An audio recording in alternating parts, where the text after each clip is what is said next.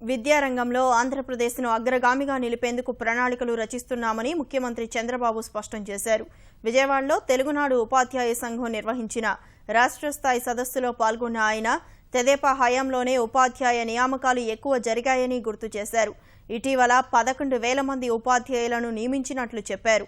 ఉపాధ్యాయులు ఎప్పటికప్పుడు కొత్త విషయాలు నేర్చుకుంటూ విజ్ఞాన భాండాగారంగా తయారు కావాలని పిలుపునిచ్చారు.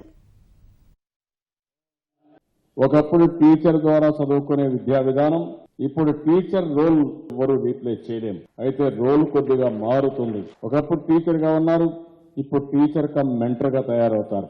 ఆ విషయం మీరు గుర్తుపెట్టుకోవాల్సిన అవసరం ఉంది. ఎందుకంటే పిల్లల్లో కూడా చాలా మందిని చూస్తూ ఉంటాం. చిన్నప్పుడు ఒకప్పుడు నాలాంటి నేనైతే బిఏ కూడా బిడియపడేవాడిని.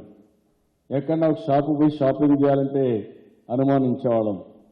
ఇప్పుడు చిన్న పిల్లలు కూడా కంప్యూటర్ ఇచ్చుకొని ఆడుకుంటూ ఎక్కడికి పోయినా వాళ్ళ యొక్క ఆత్మవిశ్వాసం కానీ ధైర్యం చూస్తే బ్రహ్మాండమైన ధైర్యంతో ముందుకు పోతున్నారు.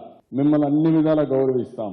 నేను ఒక ఏకైక లక్ష్యం పెట్టుకున్నది, ఆంధ్రప్రదేశ్లో ఉండే యువత ప్రపంచంలోనే తిరుగులేని శక్తిగా తయారు కావాలి. నాలెడ్జ్ హబ్గా ఆంధ్రప్రదేశ్ తయారు కావాల్సిన అవసరం ఉంది.